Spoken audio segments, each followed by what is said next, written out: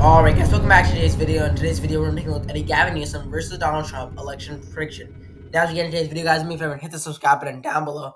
Only around 2% of those of you who watch this channel are subscribed. So do me a favor and hit the subscribe button down below. And make sure you like the video as well. We're on a path to 200 and 1,000 subscribers. So make sure that you hit the subscribe button down below. We're on a path to 1,000 subscribers. Every subscriber definitely helps out.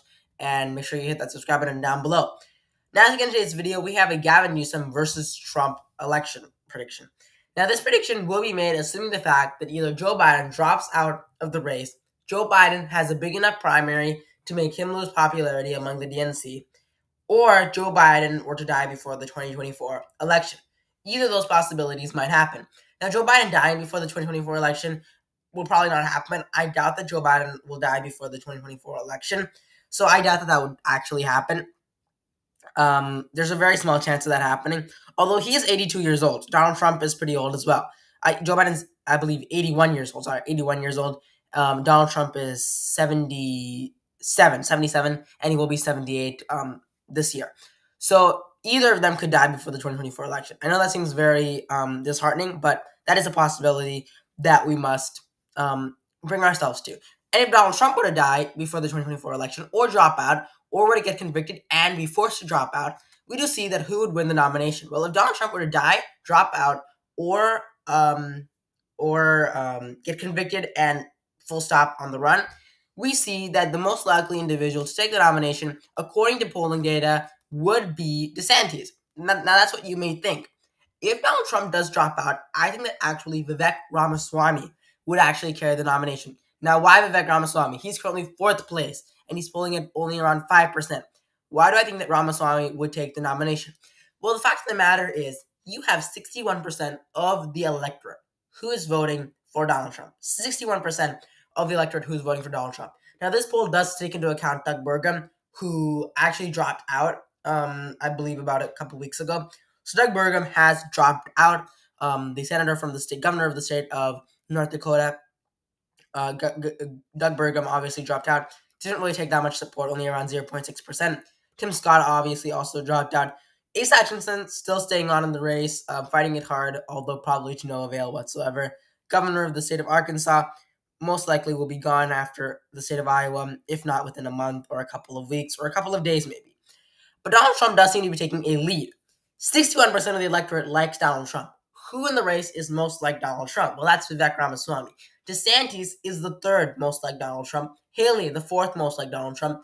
Chris Christie, the 5th most like Donald Trump. Hutchinson, I don't think he's going to take any. And no one knows who Asa Hutchinson even is, okay? So the most like Donald Trump, the individual who's the most like Donald Trump, who carries the most policy positions as Donald Trump, will most likely take the race. And that is Vivek Ramaswamy. Vivek Ramaswamy, Donald Trump will most likely have to endorse an individual after he drops out, if he were to drop out. If he were to die, then he wouldn't really endorse anybody, since he wouldn't know when he's going to die. But Vivek Ramaswamy would most likely take the nomination regardless of what were to happen. Now, if Joe Biden were to die or drop out of the race, or the DNC establishment were to just say, hey, we're not going to run you anymore, we would see a situation in which most likely it would be a heated battle between Marianne Williamson and Phillips. Now, do I think that those two are going to be the only nominees if Joe Biden were to die or drop out of the race, or the DNC establishment were to push him out of the race? Well, if that were to happen, I think that a lot more candidates are going to join in. If Biden were to drop out, most likely Bernie Sanders is going to run. Bernie Sanders will run. I know a lot of people said that Bernie Sanders was not going to run in 2020. Bernie Sanders is going to run in 2024 if Biden drops out. Gavin Newsom definitely will run. Gavin Newsom wants to become president of the United States. I guarantee you, Gavin Newsom would not be doing all these debates and would not be attending the second GOP debate. He would not be doing all these things if he was not going to gear up for 2028. Although 2024 presents itself to him, he will most likely run. Gavin Newsom wants to become president of the United States. Cenk Uygur would have much more popularity. We would see Warren, Buttigieg. We would see a lot of these candidates just piling into the race. Now, what could happen if the DNC establishment were to kick out Joe Biden? What would happen? Well, that most likely will not happen. Why? Because Joe Biden has a 65.6% support within the DNC. So you're saying to me, why would this happen? Well, the reason why this might happen is because of the fact that Joe Biden actually was not taking much support in 2020. In 2020, in the primary at around February. So we're not actually in February. At the time we are making this video, we are currently in December 16, 2023. So we're approximately 3 months ahead of what is happening in the 2020 race, which could happen in the 2024 race. Biden was losing to Sanders. Biden was far behind Sanders. He was around 10 points behind of Sanders.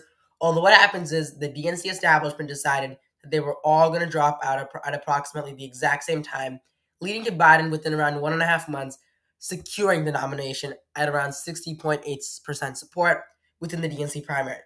So again, that could happen. We just simply do not know what could happen. That being said, do I think this is going to happen? No. I think Joe Biden is going to live till 2024. I think Donald Trump is going to live till the 2024 election unless they were to be assassinated. Other than that, there's not really much of a chance. So I believe that both of them will live. All that being said, the parties could kick them out. You never know what could happen. The party kicked out Bernie Sanders. They might kick out Joe Biden also in 2024. All that being said, I think Joe Biden has secured the nomination at this point. Things could happen. You never know. That is why we are making this video. A Gavin Newsom versus Trump election prediction. Gavin Newsom, if he gets a nomination, has a much higher chance than Joe Biden. If I were Joe Biden, what I would do right now is simply get out of the race. Joe Biden's chances for winning in 2024 are not extremely high. Joe Biden's support against Donald Trump is extremely low. Taking a look at some more recent polling data, we do see that Donald Trump is way ahead of Joe Biden by around 3 to 2 points there. He is ahead of Joe Biden, similarly to how Clinton was in 2016. Clinton did have a bigger lead over Donald Trump at this point in the 2020 race, in the 2016 race, and Joe Biden did have a bigger lead over Donald Trump in the 2020 race. That being said, we never know what could happen, right? Donald Trump will most likely beat Joe Biden if Donald Trump's the nominee. He is ahead of Joe Biden. For the first time, really, ever, he is ahead of Joe Biden by a pretty big margin. So taking a look here, that's one of the reasons why the DNC might try to oust Joe Biden. But we'll go ahead and give some of your main states to either candidate there. So for your main states for either candidate. So obviously we have this presupposition in mind, and that is that Gavin Newsom will poll much better against Donald Trump than Joe Biden would. Now, why am I making that presupposition? The reason why is because of the fact that Gavin Newsom is simply a lot younger. Gavin Newsom is a lot younger, and also a lot of the country does not like the job that Joe Biden is doing as president, which may lead to some issues there with regards to his favorability rating, obviously. But we're going to go ahead and give some of the safe states to each of the respective candidates. So each of the respective candidates here will win certain states here for the 2024 race. Florida will obviously be likely.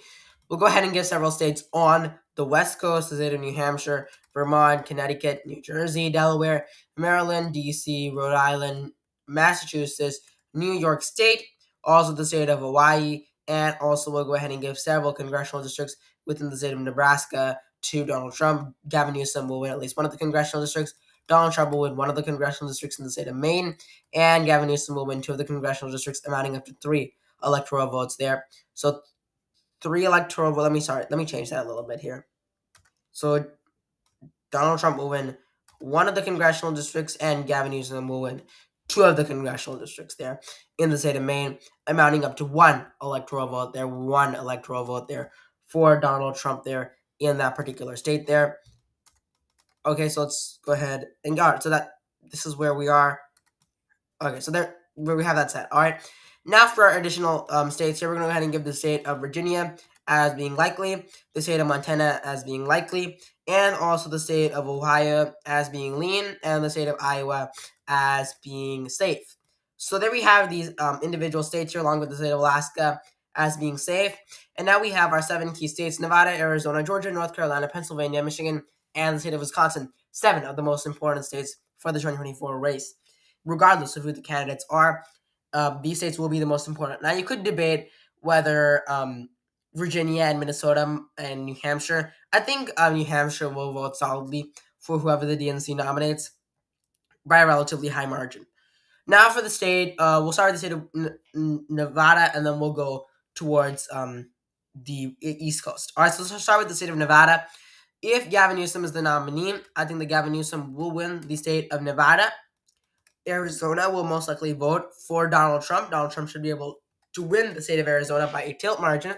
The state of Georgia will most likely vote for Donald Trump, so by a tilt margin.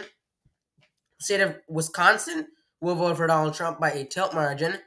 We'll also go ahead and give Gavin Newsom the state of Michigan. The state of Michigan will vote for Gavin Newsom.